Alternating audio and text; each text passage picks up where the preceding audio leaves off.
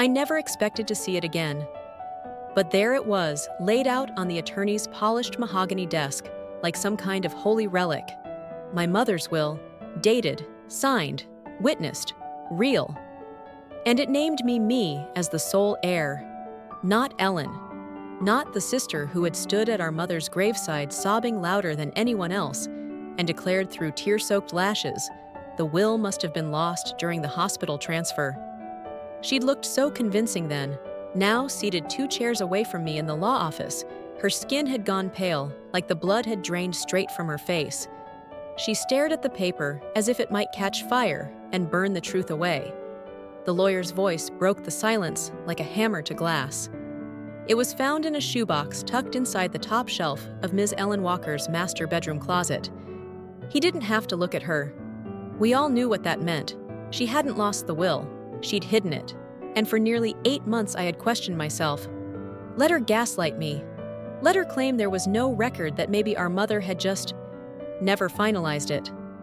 I'd slept with guilt in my chest and shame in my stomach, wondering if I had imagined the conversation with Mom, if I had made it all up to comfort myself. But I hadn't.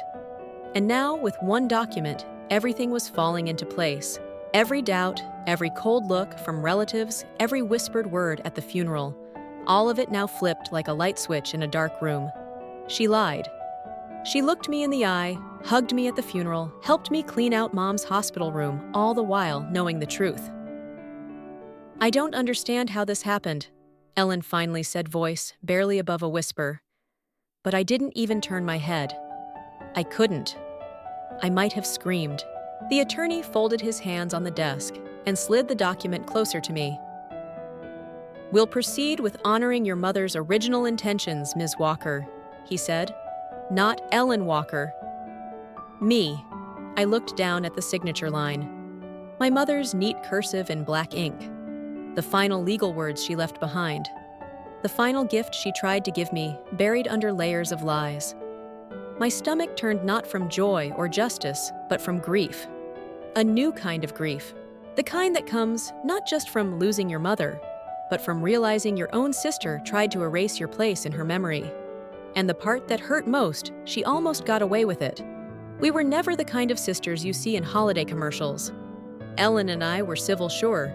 Smiles and public polite small talk at Thanksgiving, an occasional birthday text. But we were never close. We were 2 women who happened to share the same mother and last name and not much else. Ellen was 4 years older, and she never let me forget it. From the day I was born, she treated me like the annoying tag-along. She got the new clothes, the front seat, the extra scoop of ice cream. And when we got older, she still clung to that invisible crown homecoming queen business school grad, married to a dentist with a house in the suburbs. Meanwhile, I was the artsy one. The one who moved to Portland, worked odd jobs, and never quite followed the map everyone else drew. But when Mom got sick, none of that mattered. I came home. Not Ellen. Not the one who had everything figured out. No, she was too busy always promising to visit next week, always sending flowers and checks, but never showing up when it really counted. And Mom noticed. Your sister's always been more style than substance, Mom whispered to me once during a chemo session. Her voice was dry and paper thin, but her eyes were sharp. But you, honey, you show up. That's what matters in the end. I moved into Mom's house full-time the following week. I fed her soup, adjusted her pillows, changed her IV tubing when the nurses were running behind. I rubbed lotion on her legs and sang to her when the nights were too long and too quiet. I became her daughter again, but not just the kind born of blood. I became the one who chose to be there. It changed us. We had long, winding conversations in the middle of the night, talking about old boyfriends' missed chances, what heaven might look like. And one night, I'll never forget it. She reached for my hand and said, I updated the will. I blinked. You did? She nodded. I left the house to you. You need stability. Ellen has more than she knows what to do with. I didn't say anything right away. I just let her squeeze my hand. I don't want to cause trouble, I said quietly. She smiled sadly. There's already enough trouble in this world. I'm just trying to leave a little peace behind. But peace is hard to hold when someone else is determined to steal it. When Mom died, Ellen swept in like a hurricane. She planned the funeral down to the color of the napkins, gave a perfectly timed eulogy, and cried in all the right places. And then, when it came time to settle the estate, she dropped the bomb. "There's no will," she said. She said it with confidence, like someone reciting a grocery list. Mom must not have finalized anything. The hospital probably misplaced some documents. It happens all the time. I didn't believe her, not really. But grief makes you soft. It makes you want to keep the peace, just like Mom wanted. So I nodded. I went back to Portland, and I let her move into the house. Weeks passed, then months. I'd see pictures on Facebook Ellen hosting garden parties in Mom's backyard, sipping wine with her husband on the front porch, showing off redecorated rooms like they were part of some home makeover show. And all the while, I kept hearing Mom's voice. "I left the house to you." I tried to shake it off. Told myself maybe Mom had changed her mind. Maybe she never filed the final version. Maybe grief had made me hear what I wanted to hear. Until one phone call changed everything. It was Judith, Mom's oldest friend, the one who had driven her to her will appointment at Carter & Key's law office. She called me out of the blue. "Sweetheart," she said, "I don't want to cause drama, but I was one of the witnesses on your mother's will. It was definitely finalized." My heart froze. What I asked. "Oh yes," she continued. "Your mom was so clear." She said, "I want to make sure my youngest doesn't have to fight for what's already hers." I couldn't breathe. That night, I packed a bag and drove 12 hours straight back to Mom's town. I wasn't ready to start a war, but I was ready to dig for the truth. I arrived back in town on a Tuesday morning, bleary-eyed from the drive, but laser-focused. I hadn't told Ellen I was coming. I didn't even stop by the house. Instead, I went straight to Carter & Key's, the law office where Mom had signed her will.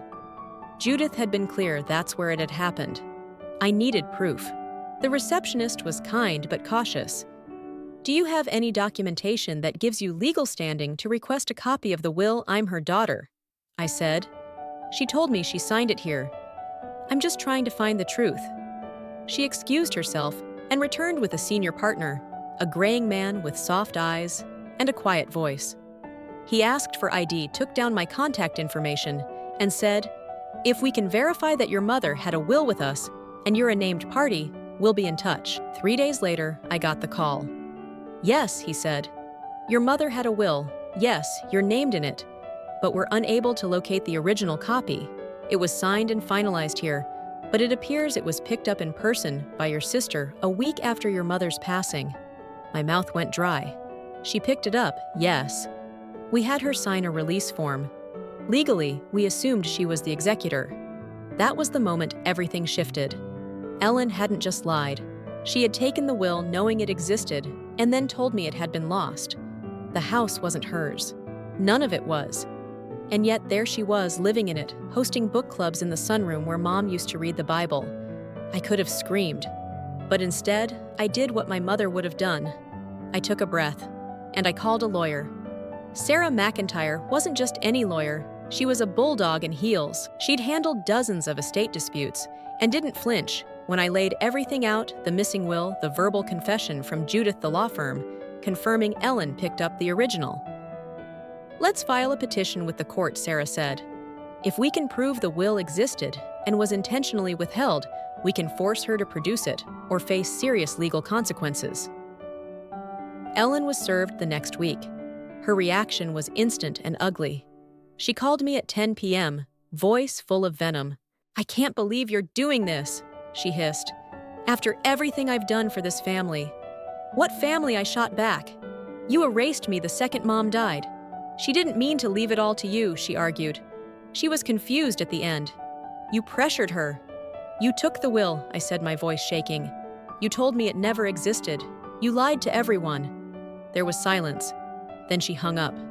The court case moved quickly. Our attorney requested Ellen provide all personal documents related to the estate. She stalled, claimed she couldn't find anything, said she'd look again. But 2 weeks later, the judge granted Sarah's motion for a court-supervised search. Ellen was furious. She cried in court, saying it was invasive and humiliating.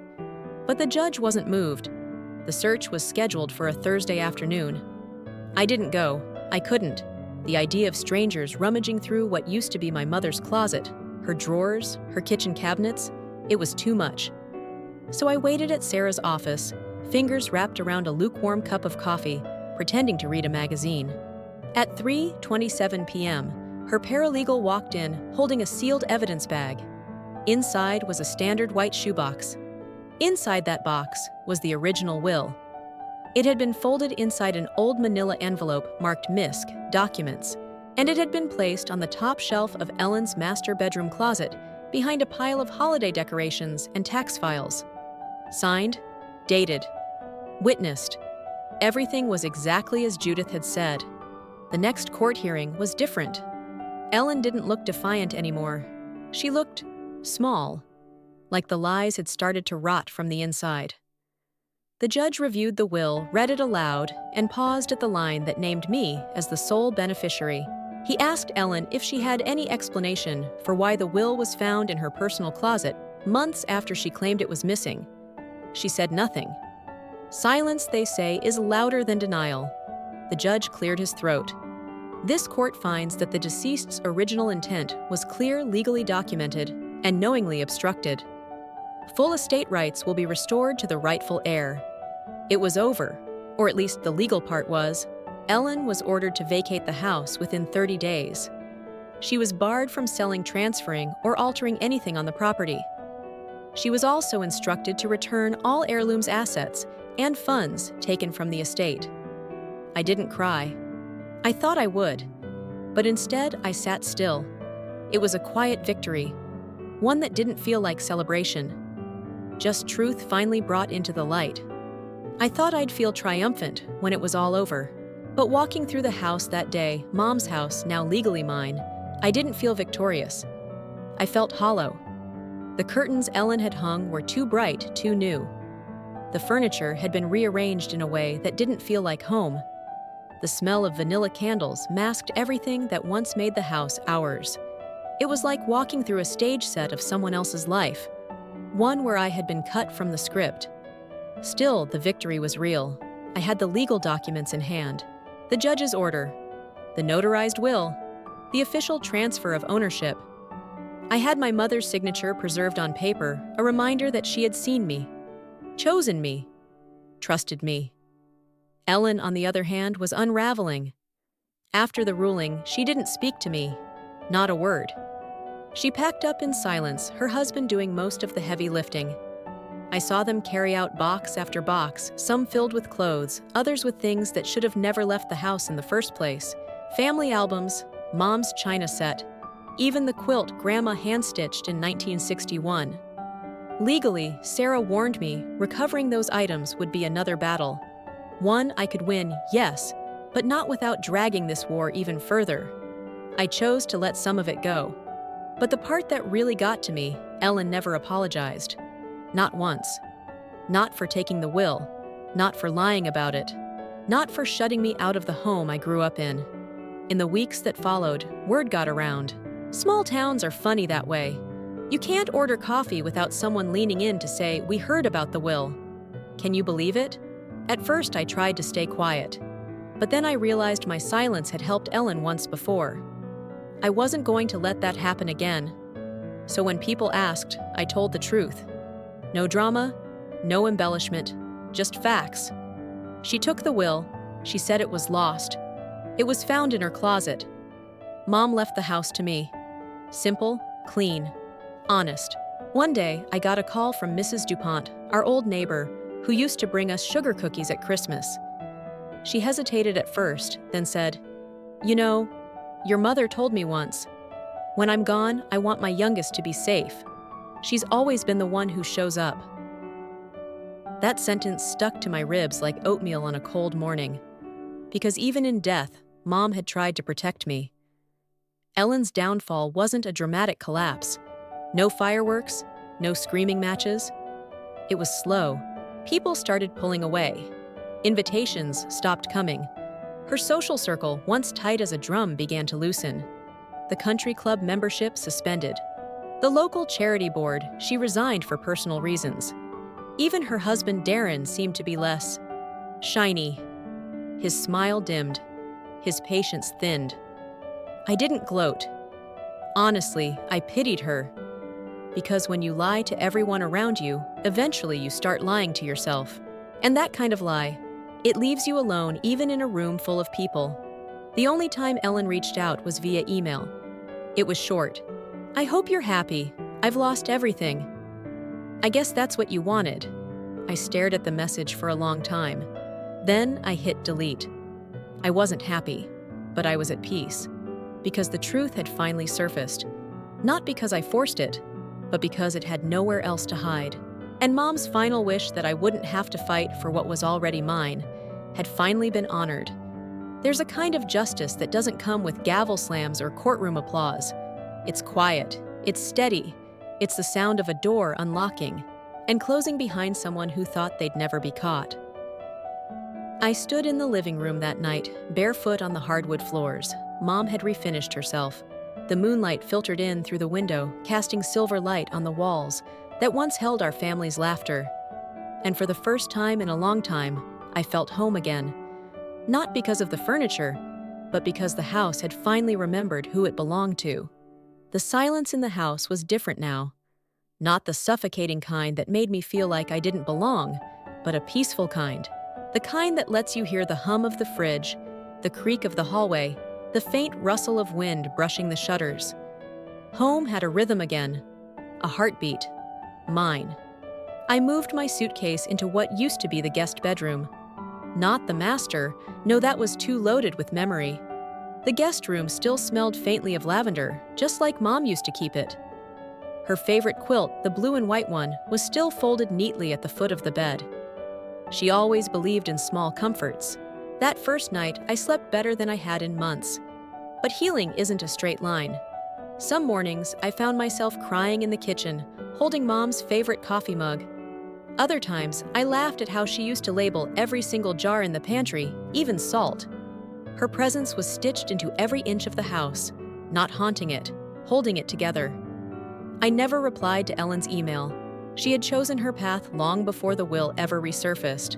And while I didn't wish her pain, I couldn't offer her the kind of peace she never offered me. Some bridges don't burn. They rot from the inside until one step snaps the whole thing apart. I thought a lot about forgiveness. Whether I owed it to her, whether Mom would have wanted me to extend grace. But here's the thing, forgiveness doesn't mean putting the knife back in someone's hand. It means setting the pain down and walking forward without it. And that's exactly what I've been doing. I planted daisies in Mom's garden last weekend, bought a rocking chair for the porch. I even adopted a rescue dog named Benson, who follows me from room to room like he's guarding something sacred. Maybe he is. Maybe he's guarding the peace that took me almost a year and a court battle to reclaim. Sometimes justice doesn't come with fireworks or applause. Sometimes it just looks like a quiet home, a mug of warm coffee, a key that fits in the lock without resistance. So now I ask you, what would you do if someone you loved tried to erase your place in your own family's story? Would you fight back? Would you walk away? Or would you dig deep, hold the truth tight, and wait for the light to finally expose the lie? If you've ever been betrayed by someone you trusted, share your story in the comments. If this hit close to home, send it to someone who needs to hear it. Because sometimes family drama isn't just drama, it's survival. And sometimes justice hides in a shoebox, until the right hands open it.